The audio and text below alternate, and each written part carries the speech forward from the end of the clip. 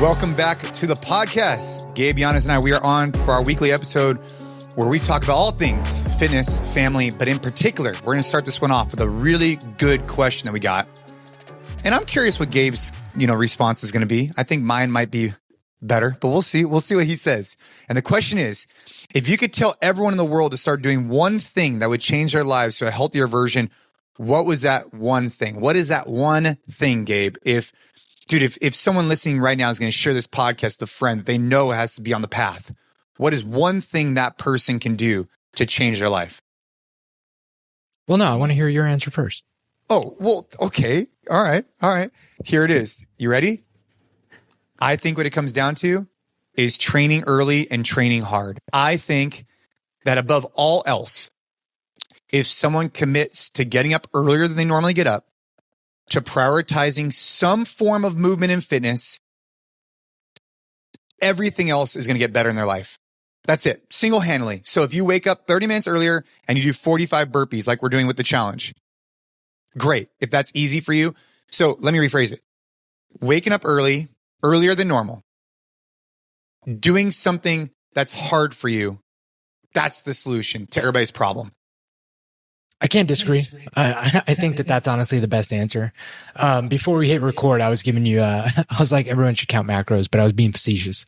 No, man. I mean, and the science backs it up, dude. Like exercise and the metrics that exercise improves, particularly VO2 max. I love, Peter Attia has an awesome clip on this, and it's crazy to even fathom the numbers behind this, but you could be like the amount of all-cause mortality risk increase. So that's like the scientific term for like something's going to get you, whether that's chronic disease or anything, of smoking, of like drinking alcohol, of like even a shitty diet, like all of those things pale in comparison with like having a high VO2 max. And high VO2 max is, again, just in the scientific studies, what they can measure, but that's just like a really good measurement of how fit you are. Like how conditioned are you? How capable are you? And so, yeah, I mean, it's hard to disagree with exercise just being like the absolute, like if you were to do a single thing and do it consistently. And I agree with you that, there's so much that snowballs with the habit of doing it early too, because I can't imagine waking up earlier, doing something hard, and then like having a muffin for breakfast. You know what I mean? Like it's tough because like good breeds good. Like when you start the day off with a win, you want to keep winning. You're less stressed. You want to keep winning, bro. I mean, it just snowballs to a lot of good habits because again, like if you're doing a hard thing early in the morning and you're waking up early, there's this mindset that attaches to that of like, well, you don't want to outdo that work. Like you don't want to like throw it in the garbage. So I'm going to have a good breakfast. Like you don't want to throw it in the garbage. So I'm going to hydrate well. You don't want to throw that away. And then like all of that just becomes a little motivator to make the next right decision. So yeah, man. Or how about later in the day when things get tough, you know that you've already put in the work. Like I'll tell you the one big thing for me too is like if the day gets away from you and you don't get in a workout, you feel like garbage later on, in my opinion. This is, again, I'm very maybe going to be the exception to the rule. But like if I didn't train, which is, again, extremely rare, but let's just assume I didn't. Later in the day, if I'm like, dude, the day got away from me, travel day, whatever happened, man, I feel bad about myself, right? Because I didn't do the work. Man, the moment that goes in your head, but you knew you already did the work 8 hours earlier at 6 a.m., it just feels so good. You feel so accomplished. Like, the secret sauce, I'm telling you, train early, train hard. And what does that mean? That means wake up earlier than you normally do and do something that's hard for you. And this could be all relative to the individual. I'm telling you, if you're on the TH45 challenge right now and you're someone who's been pretty obese for a long time, like maybe really out of shape, really overweight, if all you do is 45 burpees a day and remove alcohol and prioritize protein, I'm confident. I'm 100% confident that you're going to see some really good results. Because because that's hard for you. You know what I mean? Like it's all relative. Yeah. And yes, 100%, man. It's the most powerful thing you can do. I appreciate the question. And yeah, I think that's kind of what wraps it up for sure. Yeah. Okay, go ahead. Yeah. Here's one thing I wanted to talk about. This video is cool. I don't know if you remember watching it, but I sent it to you, and you'll appreciate this because is Caden still playing catcher mostly? Yeah, I'd say like 90% of the time. He's playing catcher. Did you watch the video about like the guy coaching, like how to get the umpire on your side as a youth catcher? No. How did I miss that one? So it was real. I'll resend it to you because it's so good. And the reason I put robot umpires would ruin baseball is because there's so much good wrapped into this. There's so many incredible lessons wrapped into this. But a big part of, getting the umpire on your side who's going to be catching balls and strikes is being respectful, learning his name. Like, he goes through the whole thing. He's like, you need to start your game, like go up to him and be like, hey, Blue, like, my name's Caden. I'm going to be protecting you today. Like, what's your name? Learn his name. Great. Be respectful the whole time. Don't show him up. Like, never show him up. Even if, like, he was saying, like, you can say anything you want to the umpire as long as it's respectful and you're always looking forward. And he goes through this stuff. Like, you could be like, was that outside? Like, all right, I'm going to have that next one, Blue, but never show him up because he doesn't want to be shown up. So like you can have these conversations with him, but it was kind of explaining how to do that and how to go through the process, but always do it in a way that like doesn't disrespect the umpire and essentially is going to get him to want to be on your side. Like you're going to get more calls. You're going to get, the advantage if you do all these like interpersonal relationship things that like apply to like the world. Like there's so much good. And I'm sure that you've seen this. Like there are going to be some youth catchers that do this really, really, really well and some that don't. And the difference is palpable. And this has nothing to do with how athletic you are. This has nothing to do with like how good you are at the game. This has everything to do with skills that are going to make you a better person out once you hit a career, in relationships, like all of that stuff. So it's a really cool video. I'll resend it to you. But man, like if they ever do away with human umpires that you need to like actually influence and get on your side and have a good relationship with them, I think you're like ruining and taking away such a big part of the game because it's so much more than is the ball a strike or is the ball a ball? Yeah. So you remember that, what was it? Was it a video you sent me? No, wait, was it the one that I told you about that Kate and I saw on YouTube where the guy's dad told him to always get the server's name? You remember that one? I don't. So something we've actually put into place. Oh, yes. Okay, now I remember. I guess you must have sent it to me. But yes, I remember. Or maybe I talked about it on the podcast. It must have been something, but I remember. We sit down at a restaurant and it's like, hey, what's the server's name, right? And we've now put that into action. Caden doesn't so much order stuff yet, but we're definitely now making it a point where all of us, and myself in particular, are asking the server, like Caden can ask the server what the name is, and we're then addressing that individual by the name. So that's been something that we've added in that I don't think is like a big lift, but it humanizes the person. And in general, I find that the people actually like they feel, for lack of a better term, like seen, right? Because you're not saying, hey, whatever. It's like, hey, what is your name? It's like blah, blah, blah. And then when they come back by, it's like, hey, Megan, we really appreciate it. Anyways, but same token. So for catching, especially right now, because we're getting into Little League playoffs. And I mean, dude, our team is number 1 seed, Little League playoffs, not gonna, no big deal. But Caden, he's currently catching, the full game, just because that's the spot that I think drives the most value for the team. And we're working on other areas, but in regards to catching, I didn't realize that even at his age, at 11 in majors, he's calling all the pitches. And what I think is really, now granted, these kids have maybe like 3 pitches, right? But I love the fact that the catcher can develop some leadership skills where they're not only calling out to the rest of the group, but they're also calling the pitches and evaluating the game. And when him and I were having a conversation about it, I was just shocked. I didn't realize just how in-depth it was.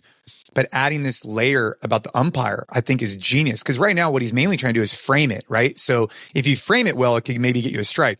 But dude, getting that guy on your side, especially when in the playoffs where you have adults, because normally they have like kids that the Little League. But in travel ball, you have adults. So I think that's a great one. Send it my way, because I think that's a great leadership skill that kids can have.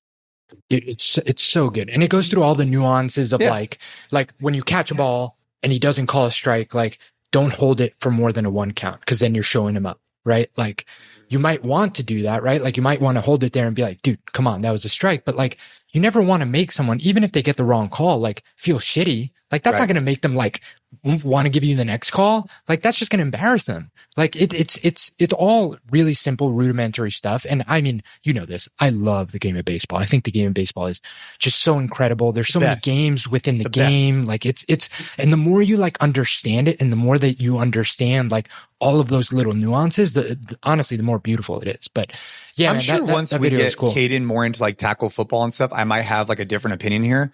But dude, so far, and Ava has an interest in water polo, which I'm really excited about. Yeah, it's cool. But dude, so far, like baseball is just undeniably the most badass sport ever. I mean, just watching the athleticism occur, even for the 11 and 12-year-olds, is just mind blowing. And watching a kid go up to bat, have a full count, and either the pitcher or the batter like battle is just so rewarding because these kids are getting so many reps in high stress situations, especially a pitcher, you know, full count, game's on the line. You know, can you commit? Right? Oh, it's beautiful.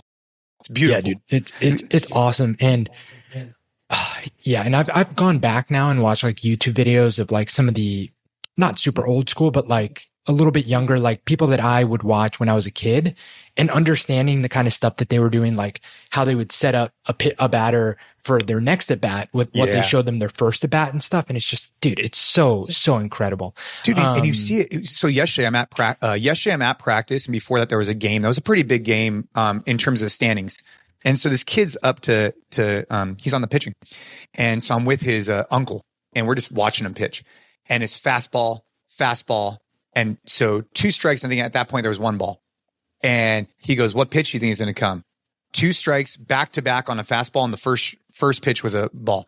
I said, dude, I think he's going to stick with what he's got and just go with another fastball and strike this guy out. He goes, nah, I think it's going to be an outside slider, whatever. I mean, he used some term. And sure enough, boom, he throws exactly what the uncle thought. The kid, you could just see him like reaching out with the bat and trying to chase the ball. And it was just, but that's the beauty, right? That's the game. It's like, what's he going to pitch? What's he going to throw? At this age, they're starting to have that. It's so good. It's so cool. And it's fun for you to experience it too, as someone that is like a complete outsider looking into it, because like you're learning everything for the first time, which is cool because it's fascinating. People that don't understand baseball or have never gotten into it, like, look at it, and I completely understand why they think it's like boring, like whatever sport. Like throw the ball, they try and hit it, you got to run around the bases. There's just so much going on that is like in between the lines. Speaking of baseball, I sent you this post, dude, and like I don't know how you like look at this without getting like teared up. I sent it to Liz. The grandpa one, yeah, dude, hard. She was gonna pull it up, but yeah, man. I mean, I saw this and. Geez. So it's a grandfather left an old bucket of balls at the batting cages for anyone that's not watching the video. And, he left a note with it, and I'll read the note. So the note just says free for this bucket of balls. Hope someone can use some of the baseballs in the batting cages. I found them cleaning out my garage. I pitched them to my son and grandson for countless rounds. My son is now 46 and my grandson is 23. I'm 72, and what I won't give to pitch a couple of buckets to them again. They both moved away. If you are a father, cherish these times. You won't believe how quickly they will be gone. And I was like, oh God, I still get choked up reading that, dude. And it's, man, so it's true. And like reading that and the story behind it and like the picture of the bucket of balls just hits so much more. And something we've talked about a lot, dude, but man, and I remind myself of this all the time because it is so easy. Like they're so young now that it's so easy to be like, dude, like they're going to be around forever. It almost feels like that, but God, and you can probably speak to this so much more than I can. Like you have a daughter going to high school. Like how crazy does that feel? Well, last night I'm at baseball, and I actually thought about that post. I'm at practice because the practice started at, 6 last night, right? So like, I mean, dude, and they're 2-hour practices, and like I'm there pretty late in the evening in general, almost every day. And dude, you got burpees to do in the morning. What's that? Yeah. And you got burpees to do in the morning. Of course, I'm just saying, like you have stuff to do in the morning, right? Like I can understand why it's like, this is kind of getting late, but continue. Well, the reason, and then obviously dinner and stuff like that. But anyways, nonetheless, I'm sitting there and I'm sitting on these bleachers, and I was actually last night, because of the challenge, I was actually just voice messaging people back on DMs. That's all I was doing at baseball. So if people are listening right now and they heard me, they probably heard some baseball in the background. So I'm just sitting there, I'm watching the game, responding to DMs, right? That's all I'm doing. And I'm just thinking to myself, man, what a blessing, dude, that I could do this, that I could kind of be getting quote unquote work done while also observing this practice. And obviously when Caden's up to bat, I'm paying a little bit more attention. But dude, it's just like, I know this is going to go away. I thought about that exact same post. I know it's going to go away. But like this Baggerly field in Los Gatos, dude, it has just became like a beacon of my week, a beacon of my day. And I know it's not going to last forever. And I'm really trying to embrace that mindset, because people ahead of you say, dude, it goes by fast. And you hear it. And of course you know that, but it's hard when on a day in and day out basis, you're not trying, like, I'm intentionally trying to reflect on that so I could be present, so that one day when it ends, which it will, I can at least say, hey man, I knew it was going to end, but I enjoyed that to its full extent. You know, cause like I look back on even like my CrossFit Games career, and, or even like, I'll give you a perfect example. We opened 22 locations with Western Digital across the world. And I took countless trips to Asia. I mean, when I say countless, I mean countless. Like I went to Malaysia one time for a lunch and then flew back.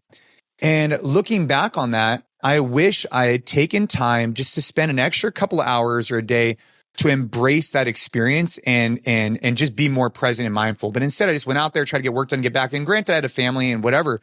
But that's what I'm thinking about here is like, when I look back on this 10, 20 years from now, I don't want to have any regrets that I wasn't enjoying it when it was going on, because I know it's going to end at some point. And that's the way I think about it. I know that it could be dark to think about just death and the fact that, like, dude, regardless of how healthy you are and like doing all the right things and also just getting lucky, right? Like a lot of things just happen because, you know, luck of the draw. Yep. There's going to come an end to it. And, you know, I've talked about my life in weeks calendar that I have next to my bed, and you like fill a bubble every week, and it's like a very visual representation. And I remember like I had a couple friends reach out and be like, dude, that's super dark. And yes, some ways it is. And it's interesting. Like I forget what book I read it in, or maybe I didn't read it in a book, but I saw it somewhere.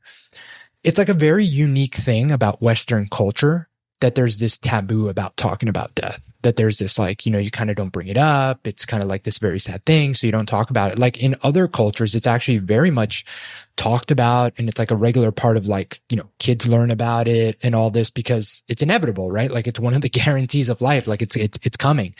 And, it's just been interesting to like starting with getting that calendar and stuff, like lean into that a little bit more. And where, yes, in some ways it is dark. It's just a constant reminder that you do have to make the most of every single day. And I'm reading this book. It's a fiction book, actually. I can't remember the name, but it's an interesting story. It's fascinating. It's kind of like about time travel a little bit. It's a trippy science fiction book.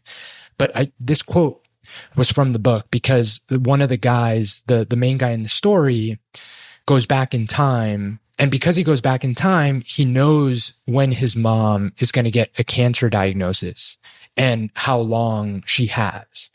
And one of the rules of him going back in time, because the whole thing was they send him back in time so he can save his daughter, because his daughter died in a car accident. So he goes back in time, saves her from the car accident. But the rule is he can't alter anything. He can't like, or else he loses this opportunity to like try and live life again with his daughter. So he can't like tell his mom to like go for early screening. Like none of those things are options. He just knows that she's going to get a cancer diagnosis. And after that cancer diagnosis, she's going to pass away in whatever it is, a year and a half.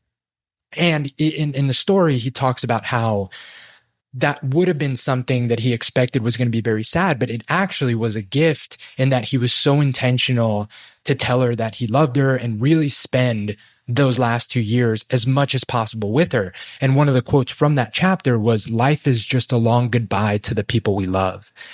Dude, and I remember, and I'm reading this, just a fiction book, and I'm reading this story, and I read that quote, and like I'm in bed with my little like reading light, like next to my daughter, next to my wife, and it's just like, oh God, like you're not crying, I'm not crying, you're crying.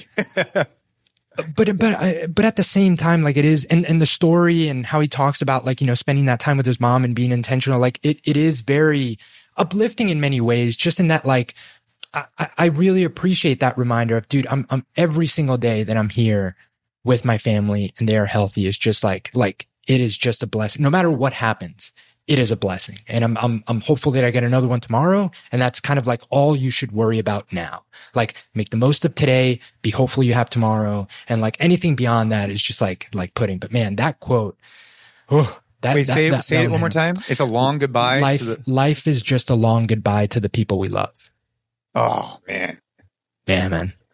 Yeah. Dude, and if you look at it that way, you know, like if all of your life is just making the most of like saying goodbye, dude, like, you know, don't save that for just the last day, or don't save that for when like, you know, that time is coming, or you know, that time is coming for you. So like now you want to like start your goodbye now, in that like every single moment should be something that like leaves a memorable, positive memory for them and a positive impact. And if you approach life that way, I think that like, obviously the people around you will get so much more out of you, but I think you'll just get so much more out of it too. So anyway, dude, it's interesting, full circle, right? How do you show up the best way possible? Dude, I believe train early, train hard. Like that's it. Like if I could go back and tell my younger self, I would say, dude, prioritize waking up early. I've been in the fitness space for a long time, but I'm just saying, like, as a dad, as a husband, what's one thing that I could do that could help me tackle the day best?